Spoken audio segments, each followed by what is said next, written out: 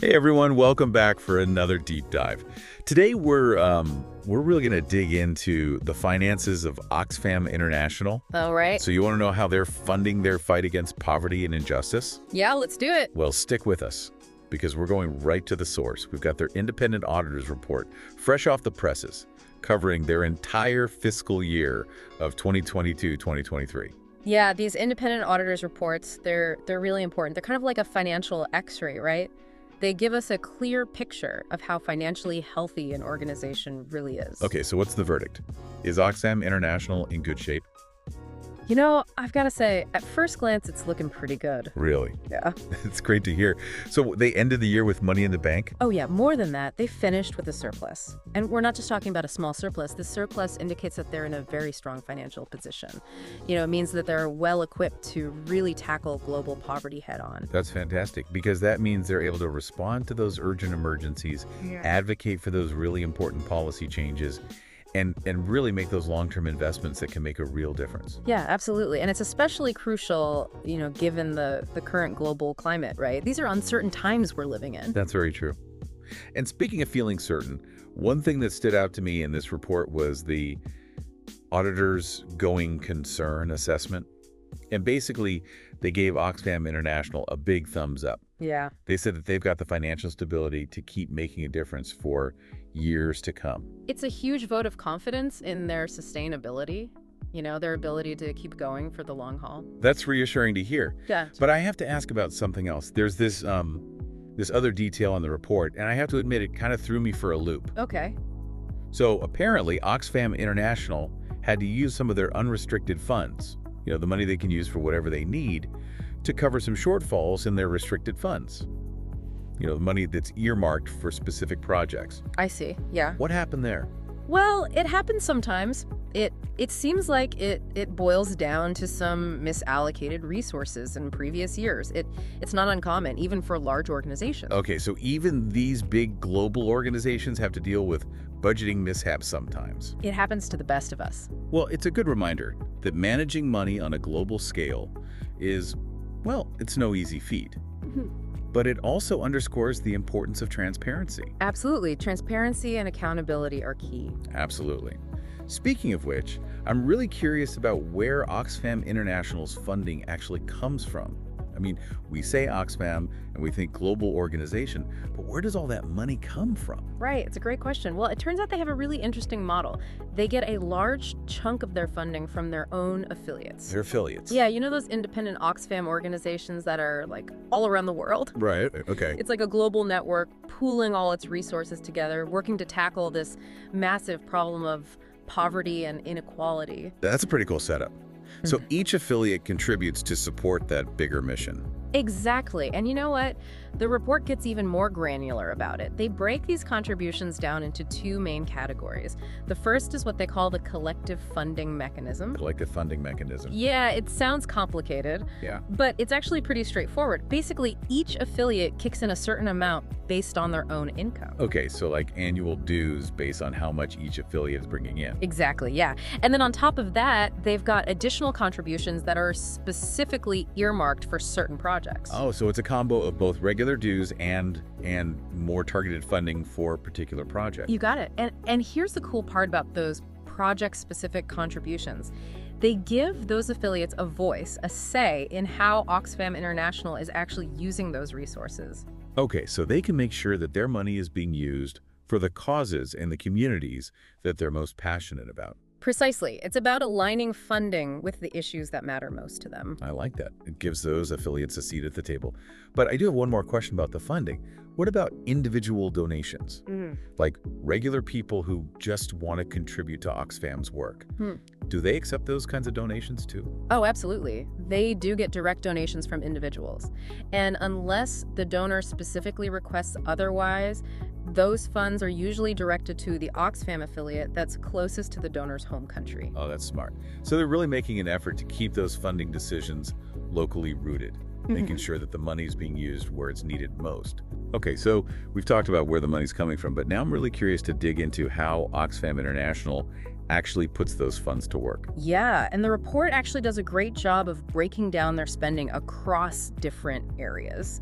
And, it's clear that Oxfam International is juggling a lot of priorities at once, right? From advocacy and those big global campaigns to supporting specific regions and those global programs we talked about. And they've even got this category called Strategy in Feminist Futures. I've got to admit, I'm intrigued. What exactly does that entail? Can you tell me more about these spending priorities? Yeah, absolutely. What I think is really interesting here is how Oxfam International balances its efforts. It's not just about addressing the immediate needs, right? It's also about creating those lasting systemic changes. So, for example, a significant portion of their spending goes towards supporting specific countries and regions. Makes sense. Particularly the HECA region. HEA. Yeah, that stands for the Horn, East, and Central Africa. Okay, got it. And that's a region facing just like incredible challenges right now, right? We're talking about drought, conflict, food insecurity. They need all the support they can get. They do, it's true. And here's the thing, it's not just about providing aid in those regions, right? They're really invested in building up the capacity of their affiliates. Empowering those local organizations to take charge. Exactly. And that's where these Oxfam investment funds come in. These are particularly interesting. Okay, what are those all about? So these funds are specifically designed to support the long-term growth and the resilience of that entire Oxfam network. So they're investing in their own future success, in a way. Yeah, exactly. It's a very forward-thinking approach. What kind of projects are we talking about here? What do these Oxfam investment funds actually support? So there are funds for new ventures, solidarity, strategic opportunities. They even have one called growth opportunities. Wow. Yeah. And when you actually look at where these investments are going, it's really interesting. A huge portion is going directly to affiliates in the Global South. So they're really making an effort to shift those power dynamics within the network itself, right? Making sure that the people who are closest to these challenges, they have the resources and the influence to make a difference. That's exactly it. And it's not all about funding either. There's a part in this report that dives into Oxfam International's operational spending, and something jumped out at me. Governance. Governance? You mean like board meetings and paperwork? I know. It doesn't sound as exciting as like funding a women's agricultural cooperative or something, right? But it's actually really crucial, and here's why. Oxfam International, they've actually faced some scrutiny in the past over their governance practices. Oh, right. Yeah. So seeing this investment in governance tells me that they are really serious about transparency, about accountability, and making sure that their operations are top-notch. So they're putting their money where their mouth is, showing that they're committed to running an ethical and responsible organization. Exactly. They want to assure everyone that every dollar entrusted to them is used wisely and effectively. And honestly, that's something that we should all be looking for in the organizations that we support. Absolutely.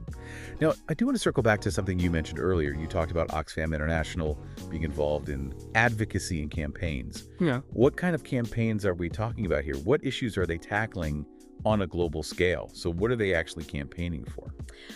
Oh, they're taking on some of the biggest, most systemic issues facing our world today. We're talking about climate change, inequality, discriminatory policies. They're right there on the front lines, pushing for real, lasting change. Wow. So they're not just providing that immediate relief, they're fighting for those long-term solutions as well. Exactly. It's about addressing those root causes of poverty and injustice. It really makes you realize how important that financial stability we talked about earlier really is. Oh, for sure. It gives them the resources, the flexibility to not just respond to those emerging crises, but to really seize those opportunities to make a lasting impact. Absolutely. And speaking of making an impact, there's one more thing from this report that I want to circle back to, something that really got me thinking. Oh, okay. I'm all ears. What is it? So they mentioned this new digital platform that they're developing. It's called the Oxfam Partnership Platform, and it sounds incredibly ambitious. A digital platform. Oh, okay, yeah. Tell me more. What's it all about? Well, from what I gathered, it's designed to connect all of those Oxfam affiliates around the world. Make collaboration and knowledge sharing practically seamless. Oh, wow. So imagine this, like a global network of experts all working together, completely in sync. Exactly. They can share those best practices, coordinate on projects, and access resources so much more efficiently. That could be a game changer. It could seriously amplify their impact. Right. But, like with any new technology, there are always challenges. We have to acknowledge that. Oh, absolutely. You're spot on. And the report, it doesn't really get into specifics, but it's something to consider, right? Things like equitable access, data security, making sure that this platform is actually benefiting all affiliates, not just a select few. Those are critical considerations. Yeah. Because it's one thing to have this amazing new platform, but not if it ends up exacerbating those existing inequalities or creating new risks. I totally agree. You have to be mindful of those potential downsides.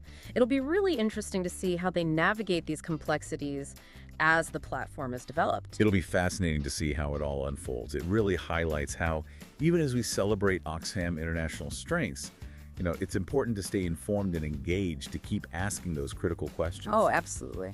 Well, on that note, I think we've reached the end of our deep dive into Oxfam International's finances.